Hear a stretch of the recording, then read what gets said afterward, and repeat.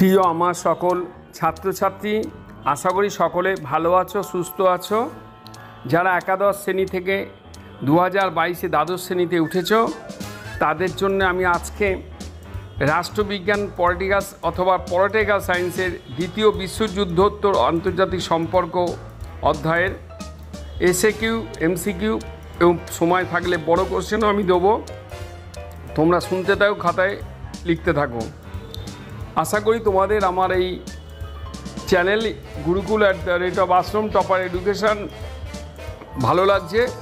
অবশ্যই তোমরা এর সাথে যুক্ত থাকো। যারা এখনও পর্যন্ত আমার এই চ্যানেলে যুক্ত হওনি, যারা এখনও সাবস্ক্রাইব করনি, অবশ্যই সাবস্ক্রাইবটা করে দিও, পাশে থাকা অল বটনটি টিপে দিও।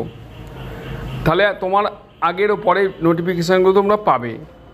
আর যারা লাইক শেয়ার কমেন্টস করো না, অবশ্যই লাইক শেয়ার কমেন্টস করতে ভুলো না। ঠিক আছে, আজকে আমি শুরু করছি রাষ্ট্রবিজ্ঞান দ্বাদশ শ্রেণীর দ্বিতীয় অধ্যায়। প্রথম প্রশ্ন থাকছে আমার আজকের, রাষ্ট্রপতি ট্রুম্যানের পররাষ্ট্র সচিব কে ছিলেন? উত্তর হবে জর্জ সি মার্শাল ছিলেন রাষ্ট্রপতি ট্রুম্যানের পররাষ্ট্র সচিব। এরপর কোশ্চেন, কবে থেকে ঠান্ডা লড়াই কথাটি ব্যাপকভাবে ব্যবহৃত হয়?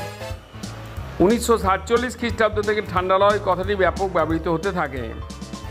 এরপরে কোশ্চেন থাকছে, ট্রুম্যান নীতি কবে ঘোষিত হয়েছিল? উত্তর লেখো 1947 খ্রিস্টাব্দে ট্রুম্যান নীতি ঘোষিত হয়েছিল।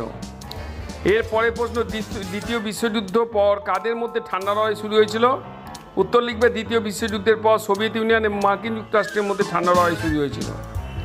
এরপরে প্রশ্ন থাকছে, দ্বিতীয় বিশ্বযুদ্ধ কবে শেষ হয়েছিল? লিখবে দ্বিতীয় বিশ্বযুদ্ধ 1945 খ্রিস্টাব্দে শেষ হয়েছিল। নেক্সট প্রশ্ন, দ্বিতীয় বিশ্বযুদ্ধ কবে শুরু হয়েছিল? লিখবে 1939 খ্রিস্টাব্দে শুরু হয়েছিল। এবার প্রশ্ন থাকছে, প্রথম বিশ্বযুদ্ধ কবে হয়েছিল? 1914 খ্রিস্টাব্দে। কোন বিশ্বযুদ্ধের পর ঠান্ডা লড়াইয়ের উৎপত্তি হয়েছিল? দ্বিতীয় বিশ্বযুদ্ধের পর, অর্থাৎ 1945 খ্রিস্টাব্দে ঠান্ডা লড়াইয়ের উৎপত্তি হয়েছিল, জাস্ট দ্বিতীয় বিশ্বযুদ্ধের পরই। বুঝতে পারছো? এরপর বলবে, কে সর্বপ্রথম ঠান্ডা লড়াই সম্পর্কে ধারণা দিয়েছিলেন? মার্কিন সাংবাদিক ওয়াল্টার লিপম্যান সর্বপ্রথম ঠান্ডা লড়াই সম্পর্কে ধারণা দিয়েছিলেন। কে সর্বপ্রথম ঠান্ডা লড়াই কথাটি প্রয়োগ করেছিলেন? উত্তর লিখবে বার্নার্ড বারুদ সর্বপ্রথম ঠান্ডা লড়াই কথাটি ব্যবহার করেছিলেন। আশা করি এগুলো করছো তোমরা। এরপরে প্রশ্ন, ঠান্ডা লড়াই কবে শুরু হয়েছিল এবং কবে সমাপ্ত হয়েছিল? উত্তর লিখবে ঠান্ডা লড়াই দ্বিতীয় বিশ্বযুদ্ধের পর, অর্থাৎ 1947 সালে 12ই মার্চ ঠান্ডা লড়াই শুরু হয়েছিল। 1990 খ্রিস্টাব্দের 2রা জানুয়ারি ঠান্ডা লড়াই সমাপ্ত হয়ে উঠছিল। ঠান্ডা যুদ্ধের সময় যে পশ্চিমী সামরিক জোট গড়ে উঠেছিল তার নাম কি? বলবে ঠান্ডা লড়াইয়ের সময় যে পশ্চিমী সামরিক জোট গড়ে উঠেছিল তার নাম ন্যাটো। ঠান্ডা লড়াইয়ের বিপরীত অবস্থার নাম কি? ঠান্ডা লড়াইয়ের বিপরীত অবস্থানের নাম হলো দেতাঁত। নেক্সট প্রশ্ন, কাদের ঘোষণার মাধ্যমে ঠান্ডা লড়াইয়ের অবসান ঘটেছিল? 1990 খ্রিস্টাব্দে 2রা জুন মিখাইল গোর্বাচেভ, যাকে বলা হয় গর্বাচভ, এবং জর্জ বুশের ঘোষণার দ্বারা ঠান্ডা লড়াই অবসান ঘটেছিল। দ্বিতীয় বিশ্বযুদ্ধের পর কার নেতৃত্বে সমাজতান্ত্রিক জোট গঠিত হয়েছিল? দ্বিতীয় বিশ্বযুদ্ধের পর সোভিয়েত ইউনিয়ন নেতৃত্বে সমাজতান্ত্রিক জোট গঠিত হয়েছিল। ন্যাটো জোটের পাল্টা জোটের নাম কি? অবশ্যই লিখবে ন্যাটোর পাল্টা জোটের নাম হলো ওয়ারসা, WARSAW। কবে কিউবা সংকট দেখা দিয়েছিল? 1962 খ্রিস্টাব্দে কিউবা সংকট দেখা দিয়েছিল। দ্বিতীয় বিশ্বযুদ্ধে মিত্রশক্তি বলতে কোন দেশগুলিকে বোঝাতো? লিখবে great Britain, France, Soviet union এবং মার্কিন যুক্তরাষ্ট্র। এই 4টি রাষ্ট্রজোটকেই মিত্রশক্তি জোট বলা হয়। এরপরে কোন কোন দেশ নিয়ে অক্ষশক্তি গড়ে উঠেছিল? জার্মানি, স্পেন, জাপান এবং ইতালিকে নিয়ে অক্ষশক্তি গড়ে উঠেছিল। মিত্রশক্তির মধ্যে কোন দেশটি একমাত্র সমাজতান্ত্রিক দেশ ছিল? বলবে সোভিয়েত ইউনিয়ন, একমাত্র সমাজতান্ত্রিক দেশ। ঠান্ডা লড়াই কথাটিকে জনপ্রিয় করেছিলেন ওয়াল্টার লিপম্যান। ঠান্ডা লড়াই কথাটিকে জনপ্রিয় করে তুলেছিলেন। প্রতিরোধের নীতি কি? উত্তর লিখবে, এটা 2 নম্বরের কোশ্চেন মান থাকবে। সোভিয়েত ইউনিয়নের অথবা সমাজতন্ত্রের ভাবধারা অগ্রগতি রোধ করার জন্য মার্কিন যুক্তরাষ্ট্র যে নীতি গ্রহণ করেছিলেন তাই প্রতিরোধের নীতি নামে পরিচিত। কত খ্রিস্টাব্দে পটসডাম সম্মেলন হয়েছিল? 1945 খ্রিস্টাব্দে পটসডাম সম্মেলন হয়েছিল। পটসডাম সম্মেলনে যোগদানকারী যে কোনো 2জনের নেতার নাম লেখো। উত্তর অবশ্যই লিখবে 2জন নেতার মধ্যে উল্লেখযোগ্য হলেন চার্চিল আর রুজভেল্ট। কোন দেশ বার্লিন অবরোধ করেছিলেন? সোভিয়েত ইউনিয়ন বার্লিন অবরোধ করেছিল।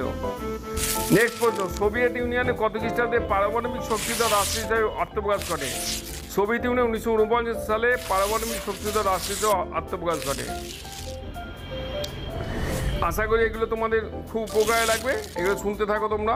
নেক্সট প্রশ্ন, আধুনিক ভারতের পররাষ্ট্রনীতির জনক কে? উত্তর লিখবে জওহরলাল নেহরু। সুচিন্তিতভাবে নির্ধারিত জাতীয় স্বার্থসমূহ সম্পর্কে সুবিন্যস্ত বিবৃতি হলো পররাষ্ট্রনীতি, বলেছেন কে? বলেছেন হচ্ছে F.H. হার্টম্যান। কোন পররাষ্ট্রনীতির বৈশিষ্ট্য নয়, মানে যে কোন, আমরা এটা যদি আমরা বলি নেক্সট প্রশ্নে, জোট নিরপেক্ষতা, অনাগ্রাসন, নিরস্ত্রীকরণ, অন্যের অভ্যন্তরীণ বিষয় হস্তক্ষেপ, এই যে চারটি বললাম এর মধ্যে কোনটি পররাষ্ট্রনীতির বৈশিষ্ট্য নয়? অবশ্যই বলবে অন্যের অভ্যন্তরীণ বিষয় হস্তক্ষেপ। ভারতে 1991 খ্রিস্টাব্দে কোন প্রধানমন্ত্রীর সময় বাজার অর্থনীতির সূচনা ঘটে? অবশ্যই লিখবে Narasimha Rao. The making of foreign policy পুস্তকটির লেখককে? অবশ্যই বলবে Joseph Frankel. The relation of nation পুস্তকটির লেখককে?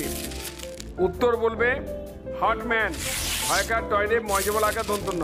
তাসখন চুক্তির মাধ্যমে অবসান হয় কোন যুদ্ধের? ভালোভাবে লেখো, ভারত পাকিস্তান যুদ্ধে, তাসখন যুদ্ধের মাধ্যমে।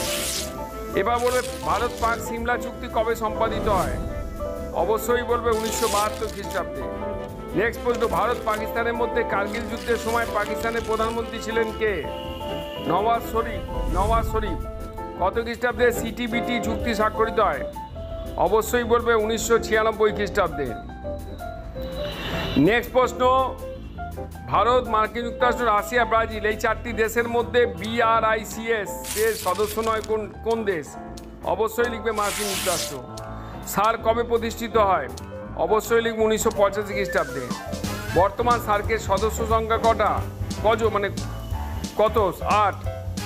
সার্কের সদর দপ্তর কোথায় অবস্থিত? অবশ্যই বলবে কাঠমান্ডু। সার্কের প্রথম শীর্ষ সম্মেলন কোথায় অনুষ্ঠিত হয়? অবশ্যই বলবে ঢাকায়। এবার বলবে নেক্সট প্রশ্ন, ভারতের পররাষ্ট্রনীতির একটি মূল বৈশিষ্ট্য হলো কি? ভারতের পররাষ্ট্রনীতির একটি মূল বৈশিষ্ট্য হলো জোট নিরপেক্ষতা। ভারতের বিদেশ নীতি প্রধান স্তম্ভ কি?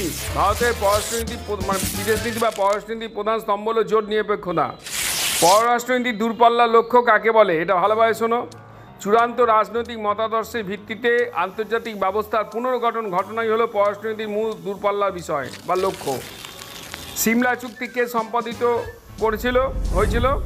সিমলা চুক্তি কে সম্পাদিত করেছিল?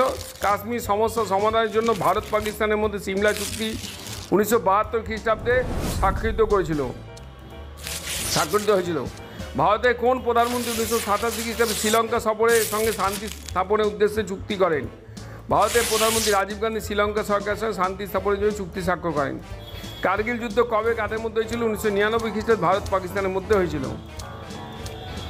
গুজরাল নীতি কার সৃষ্টি? গুজরাল নীতি ইন্দ্রকুমার গুজরালের সৃষ্টি। সিটিবিটি কি? সিটিবিটি হলো সার্বিক পারমাণবিক অস্ত্র পরীক্ষা রোধ চুক্তি। এই চুক্তির দরুন সামরিক কিংবা অসামরিক যে কোনো উদ্দেশ্যেই পারমাণবিক অস্ত্র পরীক্ষা বন্ধ করতে চুক্তিবদ্ধ দেশগুলি সম্মত হয়েছে।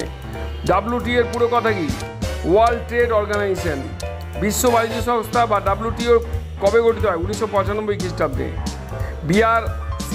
BRICS কি? BRICS হলো একটি আন্তর্জাতিক গ্রুপ। ব্রাজিল, রাশিয়া, ভারত, চীন ও দক্ষিণ আফ্রিকার দেশগুলি সমন্বয়ে গঠিত হয়েছিল। GATT পুরো নাম কি? General Agreement of Tariff and Trade. TARIFFS tariffs and trade. OPEC কথাটি পুরো নাম কি? Organisation of Petroleum Exporting countries.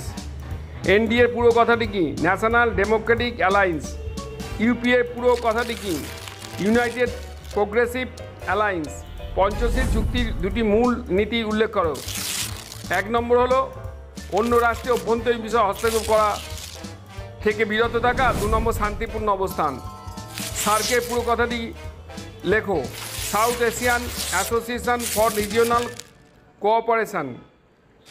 সার্কের সদস্য দেশগুলির নাম ভারত, পাকিস্তান, বাংলাদেশ, শ্রীলঙ্কা, নেপাল, ভুটান, মালদ্বীপ, আফগানিস্তান। এশিয়ানের পুরো কথাটি কি? এশিয়ানের পুরো কথা হলো association of south east Asian Nations. সবটা পুরো পূর্ণরূপ কি? SAPTA। সবটার পুরো পূর্ণরূপ হলো south Asian preferential PREFERENTIAL preferential trade agreement. এই পর্যন্ত আজকে আলোচনা করলাম। আশা করি তোমাদের এগুলো খুবই কাজে লাগবে। এগুলো অবশ্যই পড়তে থাকো, এগুলো খাতায় লিখে নাও, অবশ্যই এগুলো করো। এগুলো যথেষ্ট প্রয়োজনীয়, এগুলো দিলাম, এগুলো অবশ্যই করো। দ্বিতীয় অধ্যায় থেকে দিলাম এই কোশ্চেনগুলো, তোমাদের পরীক্ষার জন্য খুব ইম্পর্টেন্ট। ঠিক আছে, রাখলাম। সবাই ভালো থেকো, সাবধানে থেকো, সুস্থ থেকো। যারা এখনও পর্যন্ত আমার চ্যানেল সাবস্ক্রাইব করোনি অবশ্যই সাবস্ক্রাইব করে নাও, পাশে থাকা অল বটন টিপে নাও, তাহলে তোমরা আগের নোটিফিকেশানগুলো পাবে।